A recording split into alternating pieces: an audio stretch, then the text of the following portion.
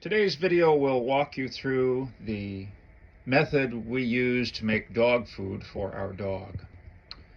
We stopped buying the store-bought, nationally packaged dried dog food because it was getting up in price, and we thought it would be healthier and better for our dog, who could stand to lose a little weight.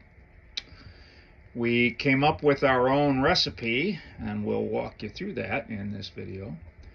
The recipe is based around the hand-pulled rotisserie chicken available at Costco. That's about a $15 package of chicken, 46 ounces of chicken. And we add to it peas and carrots, sweet potatoes, squash, and normally we do 2 packages of peas and carrots, but this time we're going to do broccoli.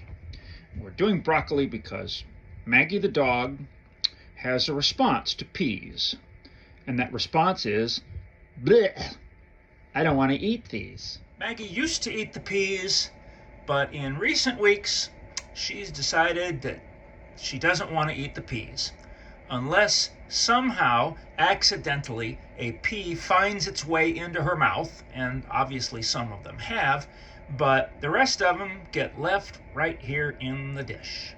The humans are shaming me for not liking peas. Well, I don't. I don't like peas. I also don't like cameras in my face. Go away, go away. The amount of ingredients we have here will last between 6 and 8 days, depending upon Maggie's appetite any given week.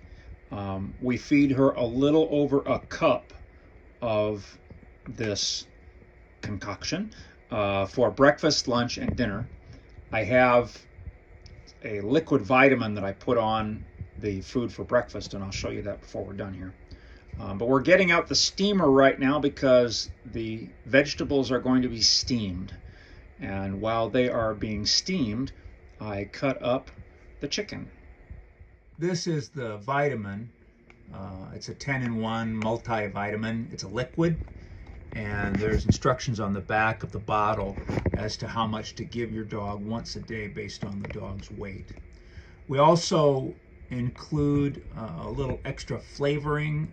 I use the bouillon cubes, and I put them in water and mix them up, and then I'll put that on top of the chicken and soak the chicken in that for a few minutes before I put everything together. It gives a little more flavor to it and perhaps helps Maggie feel a little bit better about eating a meal that is mostly vegetables and peas. Okay, I've got the steamer going. We've got the butternut squash and the sweet potatoes. I couldn't remember what the other one. They both look the same. Butternut squash and sweet potatoes in the bottom. We've got the peas and carrots and the broccoli on top. I can see that I'm going to have to cut up the broccoli a little bit more when we're done with it, because some of those pieces are too big for her to eat. So we looked for like chopped broccoli in the store and couldn't find any, so we'll do that. As I said, this is our first time with broccoli. We're trying to cut down on some of the peas, since Maggie would probably, if she could talk, she would say, no peas, please. She doesn't really care for those at all. I set the steamer for about 25 minutes. And, you know, we're not trying to cook this stuff. We're just trying to thaw it. And that will give me enough time to work on the chicken, which is the next step.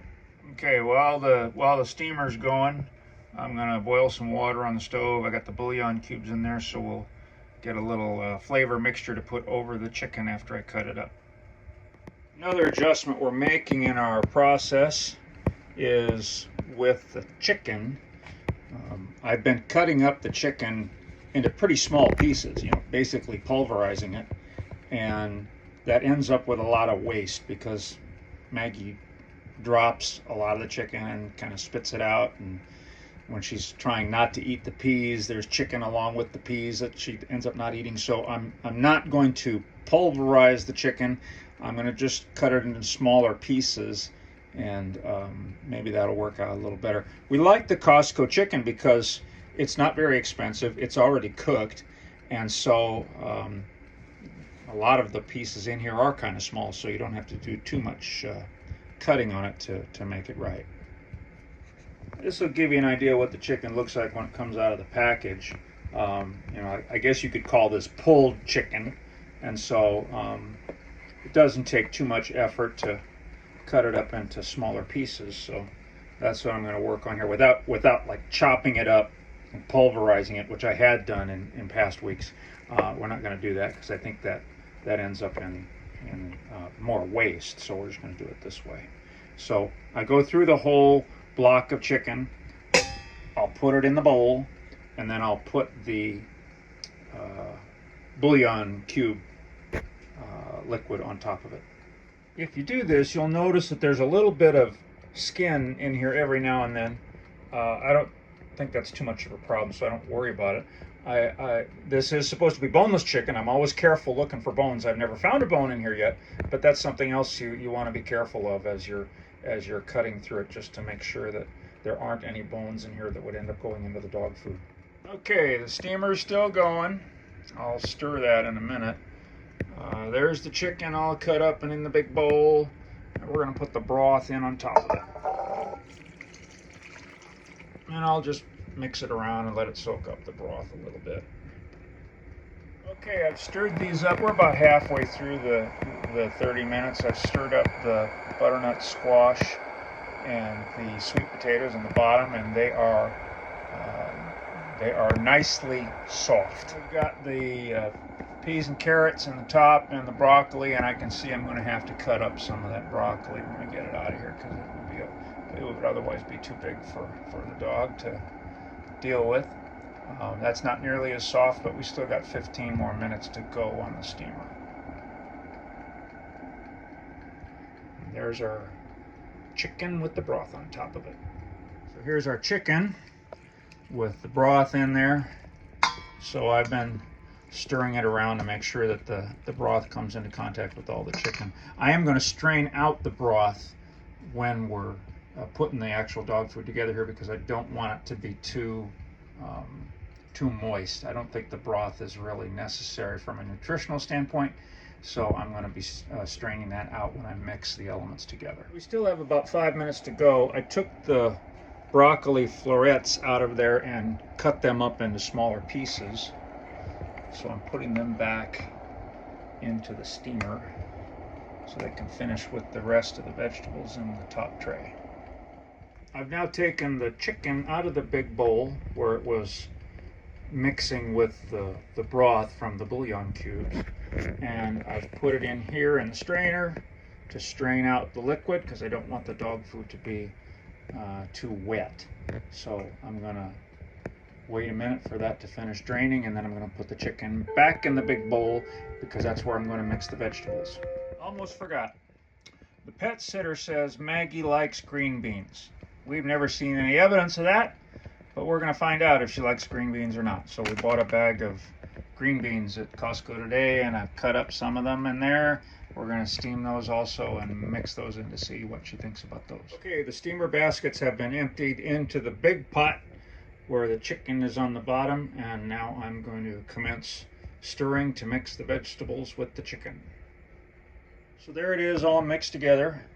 And now all I do is put it in Ziploc bags, and we put it in the refrigerator, and we serve it cold. And like I say, about a cup or a little more each serving is good for our dog.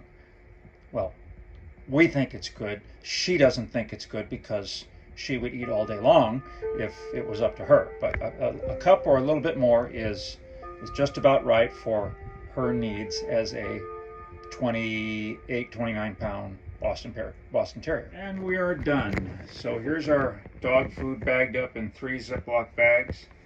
Again, I feed our dog a cup or a little more every day, 3 times a day. I put the vitamins on it in the morning feeding. And this amount of dog food will last us 6 to 8 days, depending upon her appetite. This whole process to make the dog food takes about an hour.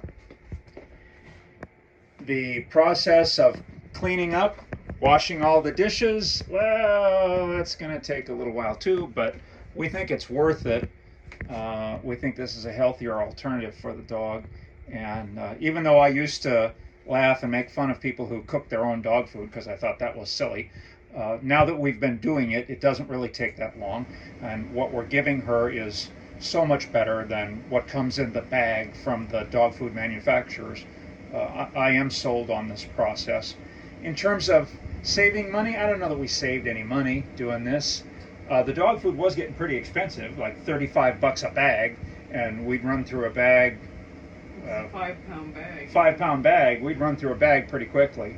So I don't know. Maybe we're saving money. Maybe we're not. It's hard to know. But I think the investment in time and energy is worth it for the health of the dog.